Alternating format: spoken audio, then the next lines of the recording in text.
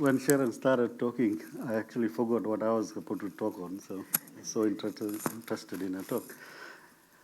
Anyway, when she came to me, I thought, what the hell am I going to speak about? So I thought, this is my stool, by the way.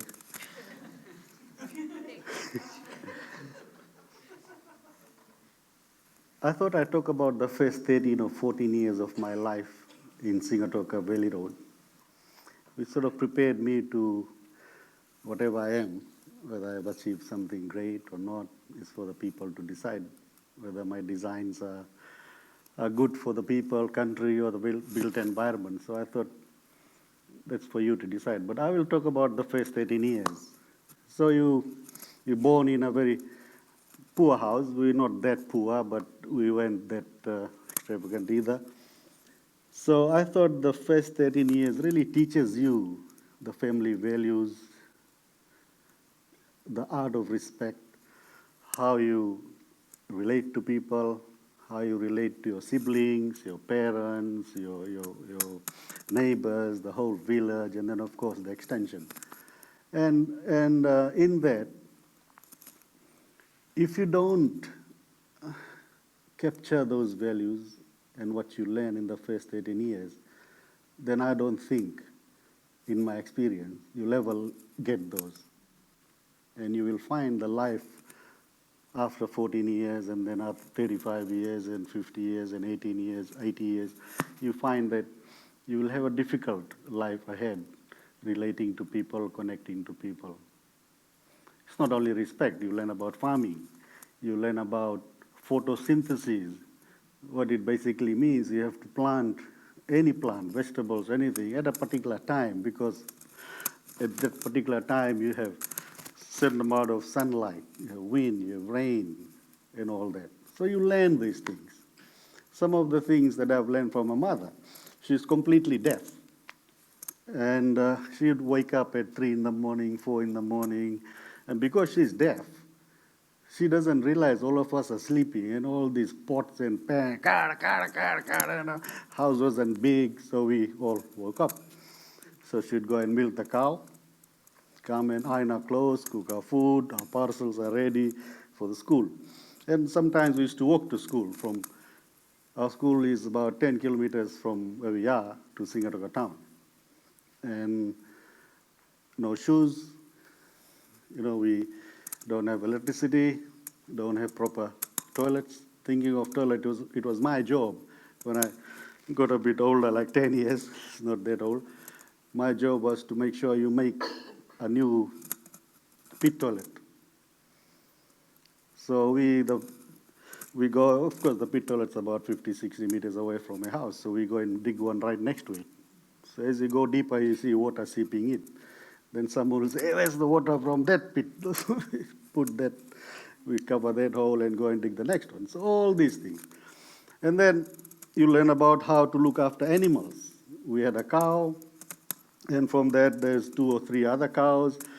And my mother used to tell me, Babu was my nickname, can you take this cow and tie it next to Raju's bull, So just wondering why, So why would we want to go and tie this cow next to Raju's bull? So of course we go.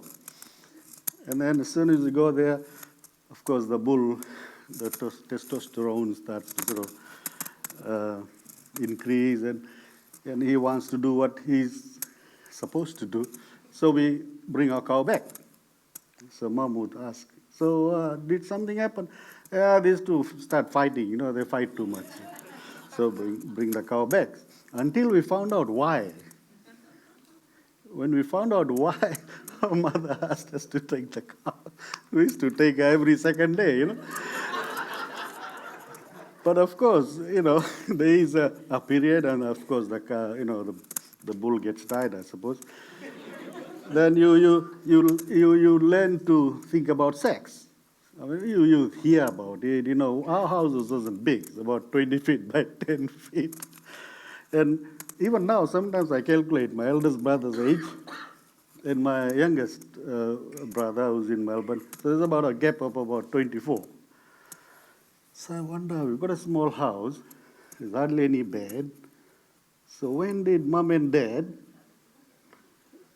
make me or conceive me and my other brother? So my eldest brother must know the secrets. So of course, how they did it, I'm not sure. But you you you you learn to live with the surrounds, with the constraints and the obstacles, and learn how to secure yourself as well from thugs. I remember another time, my father used to have a gun, so it's very well locked under one bed, and one day a guy came and climbed the breadfruit tree and started, breaking breadfruit. So my mother came, hey, Nadava, don't do these things. So this guy said, no, no. So he said, Wawa, went and brought the gun and just cocked. And the guy jumped and then went to the river, crossed the river. And my mom said, don't tell my father. We were. So first thing when dad comes home, we tell dad, अम्मा आज बंदूक निकाल के दिखाई रहा कोई के. Of course, my mom gets hiding, and then she's sad for a while, and then of course we are sad because we became informers.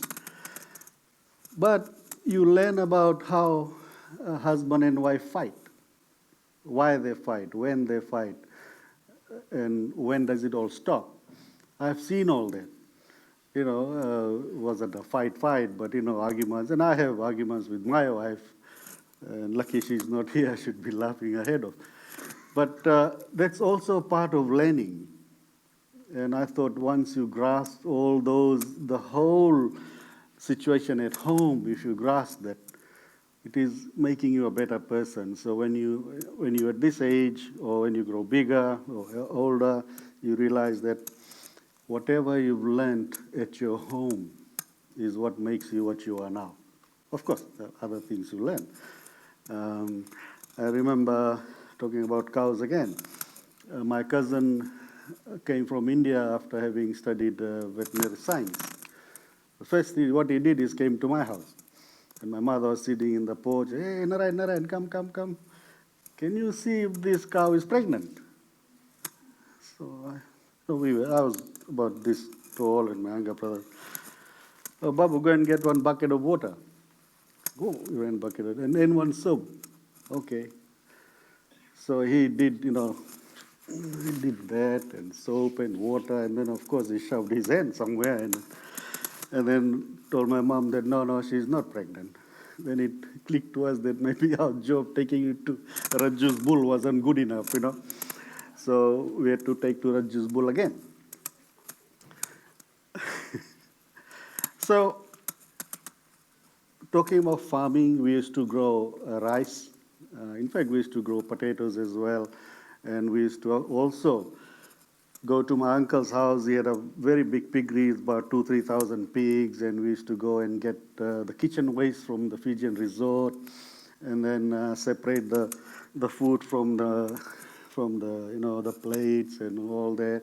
And that's when, during the process of separation, we found the forks and knives and cups and saucers would get chipped and they throw it away. So we took that home, boiled it. That's when we first knew what cups and saucers were. Otherwise, we were all content with the tin plate and all that. So, and then of course, we started to behave like big shots, having tea in a cup with a saucer. And we went to another level with cutlery at home. But growing up, I found that your parents are the ones who instill the discipline, sense of respect, sense of identity, and of course language. My mother and father knew how to speak Tamil, read and write Tamil and Telugu, which we sort of thought was really waste of time for us. We go to school, we know much better than them. And the regret that I have that I haven't learned it. But I do know some Tamil because I stayed with my uncle who was a staunch Tamil speaker. But those things are the things that actually made me what I am. what made me into going to designing or architecture, as one would say. My father also a very intelligent guy, but he used to be a lazy bum around the place. My mother was a bit of a carpenter. We only had a small house. So each time we came from school, she would take the wall and change it, Almost every 3 months, our house was rearranged.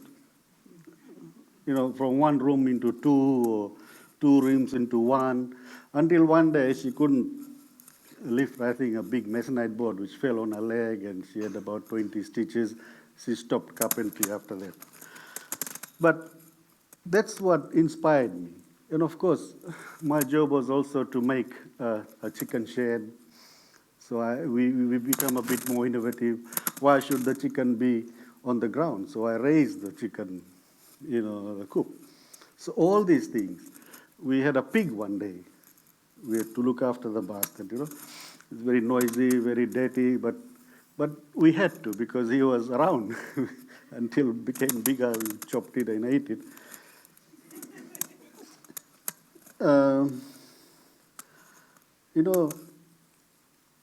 After the first, when you go to class 8 and you do your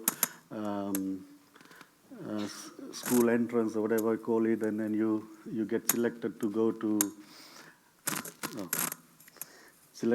to a high school. I got selected, 4 of us from Sigatoka ended up in Tatambo High School. And of course, they give you a list of things you have to stay. Socks, cups, saucer, toothbrush, pens, this, blanket, underwear. That's when I found out, what underwears were. So Form 3, I had my first underwear. So when I went to Natambo High School, and I saw the washing machine, so that's good. So I shoved my own blanket into it, so that machine got bugged. And then you get told off, then you realize you can't put a blanket into a washing machine. So going to Natambo school from, the age of 13, after you've lived 13 years at home, and then going to a secondary school in a hostel, of course, that's another ball game altogether. So of course, after school, then you go and keep going. Ended up in Auckland University and did what I had to do. And I'm here at Genda Connections. I was told I'm only supposed to speak 15 minutes. And when I started, I thought we'll have a 15-minute silence for Winston victims and then 2 minutes talk. But then that would be the last talk of my life.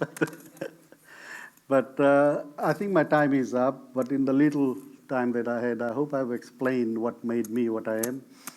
Like I said, my other passion is music. One of my band members is here, actually, a sound controller. So at some point, you'll get to hear our band, which is called Sometimes. Thank you very much.